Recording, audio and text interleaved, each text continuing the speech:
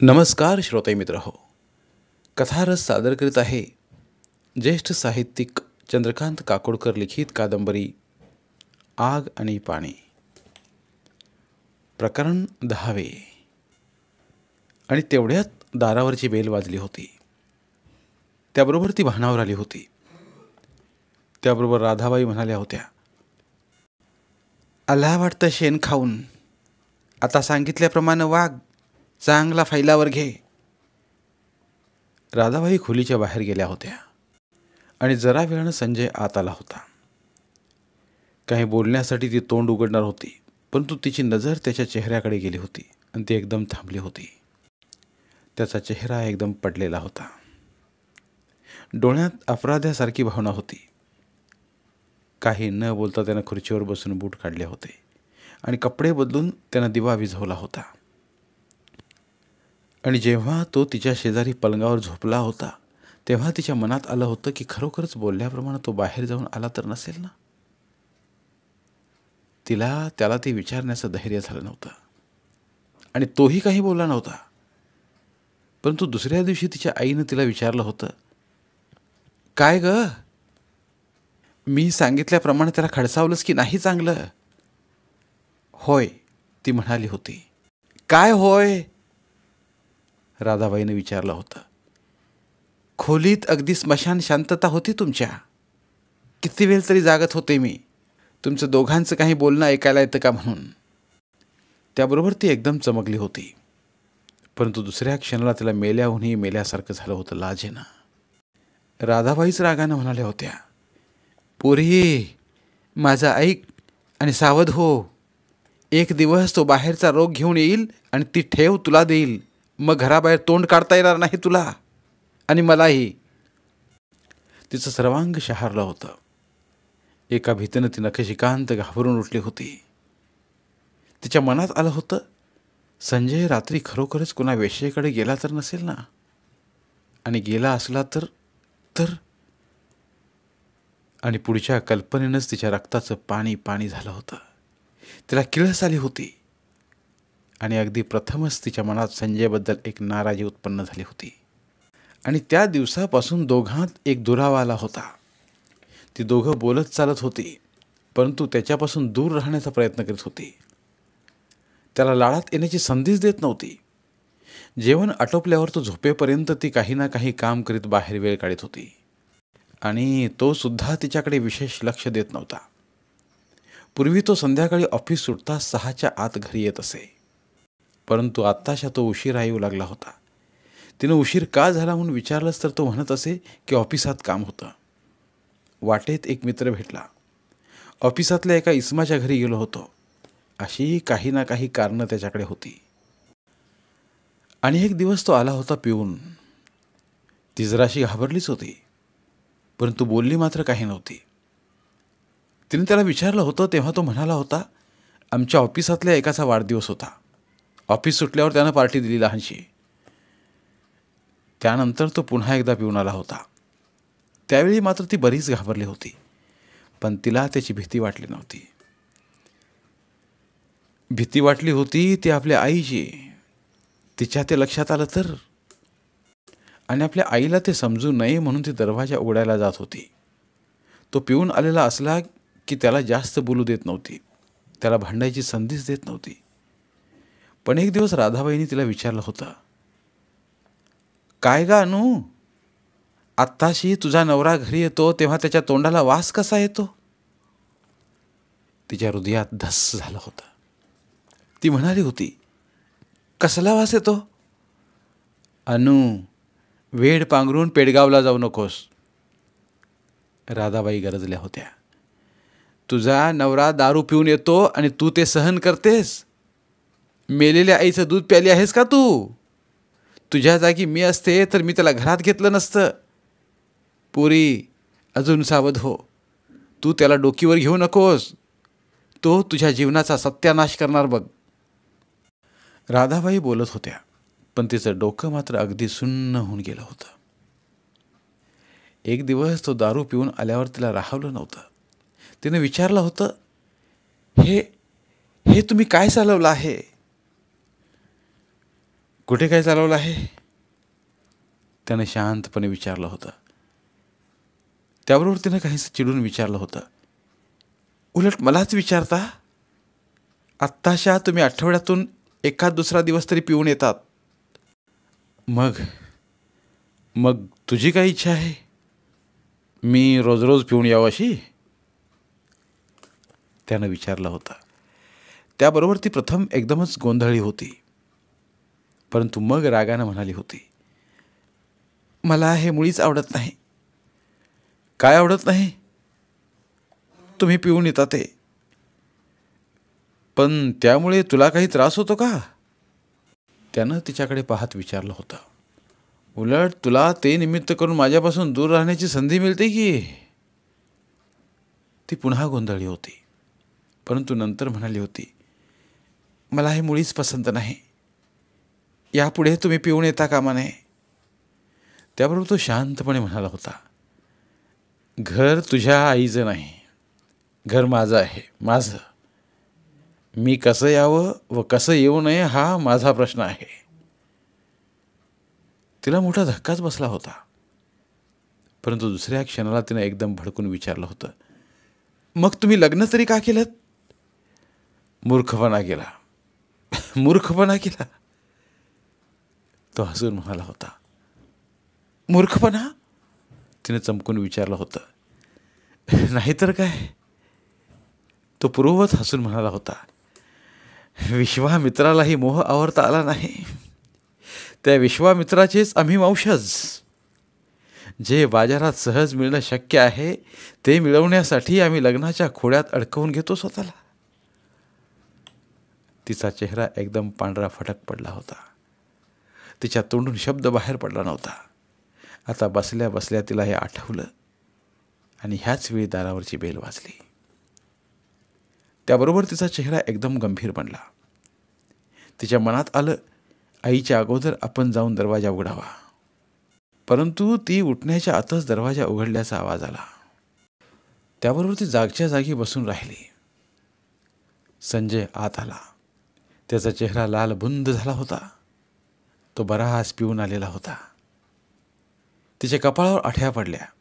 ती काही न बोलता उठली आणि बाथरूममध्येच जायला निघाली. बाथरूममधून ती परत आली तो संजय कपडे बदलून पलंगावर पडला होता. क्षणभर ती गोंधळली, परंतु तिनं दरवाजा बंद केला, कडी घातली आणि दिवा विझवून ती पलंगावर निघाली. ती पलंगावर झोपली संजयकडे पाठ करून, परंतु त्यानं एकदम तिला आपल्या जवळ ओढली. त्याबरोबर त्याच्यापासून दूर होण्याची धडपड करीत ती म्हणाली, सोडा सोडा सोडा मला. तो म्हणाला, आज नाही. का? बाजारात जे सहज मिळतं त्यासाठी घरात मग काही धडपड? गुत्त्यात जाऊन पिऊन आलात तसेच एका वेश्येकडे जाऊनही आलो असतो. तो म्हणाला, मग मग का गेला नाहीत? तिने विचारलं. म्हटलं, घरात हक्काची असताना बाहेर उगाच कशाला पैसे उधळायचे? तो हसून म्हणाला, काय? तुम्ही मला वेश्या समजता? तिने विचारलं. मग काय फरक आहे तुझ्यात आणि वेश्येत? ती पैशासाठी हवं ते करते, पण तुला फक्त माझे पैसे नको आहेत. तुला माझा आधार हवा आहे, माझं घर हवं आहे. मला हवं ते मात्र तू द्यायला तयार नसतेस. मग तुझ्यासाठी एवढा पैसा का खर्च करायचा? तेव्हा तिला मेल्याहूनही मेल्यासारखं झालं. तिनं अंगातली सर्व शक्ती एकवटून त्याला दूर लोटण्याचा प्रयत्न केला, परंतु त्यानं तिला घट्ट धरून ठेवली आणि तिच्या मनात आलं मोठ्यानं ओरडावं. पण बाजूच्या खोलीत आई आहे याची जाणीव होताच तिच्या अंगातली सारी शक्तीच नाहीशी झाली. तिनं सारा प्रतिकार करणं सोडून दिलं. अनुया स्वयंपाकघरात कामात मग्न असतानाच राधाबाईंचा बाहेरून घाबरा घाबरा आवाज आला. अनु, अनु, काय आई? तिनं आतूनच विचारलं. अगं लवकर ये, राधाबाई घाईघाईनं म्हणाल्या. आईच्या आवाजावरून तिनं ओळखलं की काहीतरी विपरीत घडलं आहे. हातातलं काम तसंच टाकून ती बाहेर आली. तिनं आईकडं पाहिलं. राधाबाईंचा श्वासोच्छ्वास जोरजोरानं होत होता. छाती वर खाली होत होती. जणू त्यांना धापच लागली होती. आश्चर्य वाटून अनुयाने विचारलं, काय झालंय आई? सत्यानाश झाला बघ, राधाबाई म्हणाल्या आणि त्यांनी अनुयाच्या समोर एक फोटो धरला. काही न समजून तिनं तो फोटो हातात घेऊन पाहिला आणि तिचे डोळे चमकले. फोटोतली तरुणी अगदी सुंदर दिसत होती. चेहरा अगदी मोहक होता. अनुयानं काहीसं गोंधळून विचारलं, कुणाचा हा फोटो आई? तुझ्या सवतीचा, राधाबाई म्हणाल्या. सवतीचा? तिनं अधिकच गोंधळून जाऊन विचारलं, कुठं सापडला तुला हा? टेबलाचे खण साफ करीत होते, ह्या वहीत सापडला, राधाबाई म्हणाल्या. तिने ती वही उचलली आणि पहिलं पान उघडलं आणि ती एकदम चमकली. वहीच्या पहिल्या पानावर लिहिलं होतं, माझी डायरी. टेबलाच्या खणात तिनं ती वही अनेकदा पाहिली होती, परंतु ती कधी उघडावी असं मात्र तिला वाटलं नव्हतं. अगं, अशी उभी काय राहिली आहेस पुतळ्यासारखी, राधाबाई गरजल्या. मग मग काय करू? अनुयानं काहीशा कंपित स्वरानं विचारलं. तुला अगोदर बजावलं होतं की हा माणूस लग्न करण्याच्या लायकीचा नाही आहे म्हणून. आत्ता विचारतेस काय करू म्हणून? फोन कर ऑफिसात आणि विचार जाब, राधाबाई म्हणाल्या. अनुया गोंधळली. म्हणाली, उगाच अकांड तांडव करण्यात काय अर्थ आहे? त्यांच्या कुणा नातेवाईकांपैकी कुणाचा असेल तो फोटो. आता मात्र हद्द झाली तुझ्या पुढे, राधाबाई म्हणाल्या. अगं, डोळे असून काही दिसत नाही का तुला? तुझं पुढं कसं होईल ते फक्त एका परमेश्वरालाच माहीत. दारूचं व्यसन आहेच आणि आता हा बाहेरचा नाद, आणि तू अगदी मक्कपणे बघते सारं. राधाबाईंच्या तोंडाचा पट्टा सुरू झाला. अनुयाचं डोकं भणभणू लागलं. ती तो फोटो आणि वही घेऊन आपल्या खोलीत गेली. स्वयंपाकघरात काम अर्धं राहिलं आहे याचं सुद्धा तिला भान राहिलं नाही. करपल्याचा वास आला तेव्हा ती भानावर आली. फोटो वहीत घालून तिनं वही उशीखाली ठेवली आणि ती स्वयंपाकघराकडे धावली. शेगडीवरची भाजी करपली होती. तिच्या हृदयात धस्स झालं. भाजी करपली म्हणून जेवताना संजयचं बोलणं ऐकावं लागणार होतं. तिनं भाजीचा टोप खाली काढून ठेवला आणि दुसरी भाजी करण्यासाठी तिनं 4 बटाटे घेतले आणि ती बटाटे चिरू लागली. तोच राधाबाई आत आल्या आणि तिला बटाटे चिरताना पाहून त्याने विचारलं, आता बटाटे कशाला चिरतेस? भाजी करायला. भाजी? आणखी भाजी कशाला? ही भाजी जरा करपली आहे. म्हणून काय झालं? करपलेली भाजी त्यांना आवडत नाही. राधाबाईंचं डोकं भडकलं. त्या मोठ्यानं म्हणाल्या, हेच हेच ते. तूच त्याला डोक्यावर चढवून ठेवला आहेस. भाजी जरा करपली म्हणून काय झालं? ती काय खाता येत नाही? तू त्याच्या तोंडाचे चोचले पुरवतेस ना, म्हणून चाललं आहे हे सारं.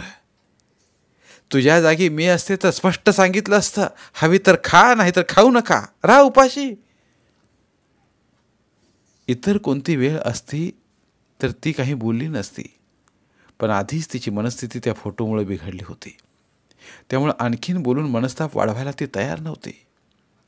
त्यामुळे ती गप्प राहिली. पण त्यामुळं राधाबाईंना बोलायला जास्तच चेव आला. त्या तोंडाला येईल ते बडबडू लागल्या, पण तिनं तोंडातून शब्द काढला नाही. तेव्हा राधाबाईच वैतागून म्हणाल्या, तुला जर मरायची इच्छा झाली आहे तर मी तरी काय करणार, मर. राधाबाई बाहेर गेल्या आणि अनुयाच्या डोळ्यापुढं मघाचा तो फोटो उभा राहिला. त्याबरोबर तिच्या मनात आलं, संजयचा त्या तरुणीशी प्रेमाचा संबंध तर नाही ना. त्याबरोबर तिला एक आठवण झाली. एकदा दोघं प्रणयाच्या ऐन रंगात असताना तिनं लाडीकपणे विचारलं होतं, रोज नवीन नवीन सुस्त कसं हो तुम्हाला? लग्नापूर्वी मी प्रेमाचे पाठ घेतले होते. तो हसून म्हणाला होता, काय? प्रेमाचे पाठ घेतले होते? कुणी दिले ते पाठ तुम्हाला? तिनं गोंधळून जाऊन विचारलं होतं. मी पूर्वी जिथं राहत होतो तिथं शेजारी एक विवाहित स्त्री होती. तिचा नवरा सकाळी 8:30ला जो घरातून जायचा तो रात्री 11 वाजता घरी यायचा. एकटीला भीती वाटते म्हणून ती मला सोबतीला बोलवायची. सोबत करता करता तिनं मला प्रेमाचे पाठ दिले. तो हसून म्हणाला होता. ते ऐकल्यावर दुधात मिठाचा खडा पडल्यासारखं झालं होतं. तिने विचारलं होतं, तिच्यानंतर आणखी कोणी नाही भेटली का? बऱ्याच जणी भेटल्या की, तो म्हणाला होता. एकटा जीव सदाशिव. ऑफिस सुटल्यावर वेळ कसा काढायचा? एखादी पोरगी पकडायची आणि मजा करायची. रंगाचा भंग झाल्याप्रमाणे तिची अवस्था झाली होती. तिचं सर्वांग शिथिल झाल्यासारखं झालं होतं. एकाएकी ती थंड पडल्यावर त्याने विचारलं होतं, काय झालं अनु? काही नाही, काही नाही, ती म्हणाली होती. आपण उष्ट खातोय असं तिला वाटू लागलं होतं. त्यावेळी तो हसून म्हणाला होता, अगं तुला काय ते खरं वाटलं सारं? चेष्टा करीत होतो मी तुझी. त्याच्या त्या बोलण्यानं तिला त्यावेळी जरासा दिलासा वाटला होता. तरी तिच्या मनाचं पुरं समाधान झालं नव्हतं आणि त्यानंतर कितीतरी दिवस तिला ते सारखं आठवत होतं. आणि आत्ता तिला ते पुन्हा एकदा आठवलं. तिच्या मनात आलं, तो फोटो त्यापैकी कोणाच तर नसेल ना. स्वयंपाकघरातलं काम आटोपून ती आपल्या खोलीत आली. त्याबरोबर तिला उशीखाली ठेवलेल्या डायरीची आठवण झाली. पलंगावर बसून तिनं उशीखालची डायरी उचलली आणि ती उघडली. तिची नजर वहीतल्या मजकुरावर गेली. तारीख. कुंदाला भेटायची भयंकर ओढ लागली होती. नुसतं तिच्याकडे पाहत राहिलं तरीही मनाला एक समाधान वाटतं. तिच्या घरी गेलं की तिथून बाहेर पडावं असं वाटत नाही. मोठ्या उत्सुकतेने तिच्या घरी गेलो. कुंदा घरात नव्हती. दारुण निराशा झाली. ती कोणातरी मैत्रिणीला भेटायला गेली होती. काहीशा दुःखी मनानं घरी परतलो. कुंदाचा पहिला स्पर्श, स्त्रीचा पहिला स्पर्श. त्या स्पर्शात एक आग होती. त्या स्पर्शानं माझ्या सर्वांगातून जणू विजत चमकून गेली. आगीनं भाजावं तसं माझं सर्वांग तापलं. अनुयाला पुढं वाचवेना. तिने डोळे मिटून घेतले. वही मिटली. तिच्या मनात आलं, तर मग लग्नापूर्वी संजयच्या जीवनात कुणी स्त्री आली होती तर. मनाचा निर्धार करून तिने पुन्हा वही उघडली आणि वाचण्यास सुरुवात केली. तारीख. उठायला फार उशीरच झाला. नळावर गेलो. मला पाहताच नंदिनीचा चेहरा एकदम फुलला. तिनं आजूबाजूला पाहिलं आणि माझ्या जवळून जाताना हळूच म्हणाली,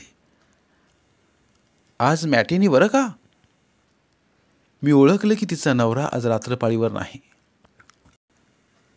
अनुयानं पुन्हा वही मिटली आणि डोळे मिटून घेतले. एका विवाहित स्त्रीनं आपणाला प्रेमपाठ दिले असं तो म्हणाला होता. त्यानं डायरीत लिहून ठेवलंय ते त्या स्त्रीबद्दल तर नाही ना. अनुयाचा श्वासोच्छ्वास जोरजोरानं होऊ लागला. तिच्या मनात आलं, त्या दिवशी त्यानं सांगितलेलं खरं होतं, पण नंतर त्यानं ते खोटं म्हणून सांगून आपणाला फसविलं. धन्यवाद. उर्वरित कादंबरी पुढील भागात. धन्यवाद. प्रिय श्रोते मित्र हो, आपल्यासाठी एक आवाहन. आमच्या चॅनलच्या प्लेलिस्ट विभागात तुमच्यासाठी शेकडो कादंबऱ्यांचे ऑडिओ बुक्स उपलब्ध आहेत. तिथे प्रत्येक कादंबरीचे सर्व भाग एकत्रित मिळतील. त्यामुळे सध्या सुरू असलेल्या क्रमशः कादंबरीच्या पुढील भागासाठी वाट पाहण्याची गरज नाही. तुमच्या वेळेनुसार तुम्ही संपूर्ण कादंबरी सलगपणे ऐकू शकतात आणि साहित्याचा आस्वाद घेऊ शकता. कृपया आमच्या चॅनलच्या होमपेजवर जाऊन प्लेलिस्ट चेक करा आणि तुमची आवडती कादंबरी निवडा. धन्यवाद.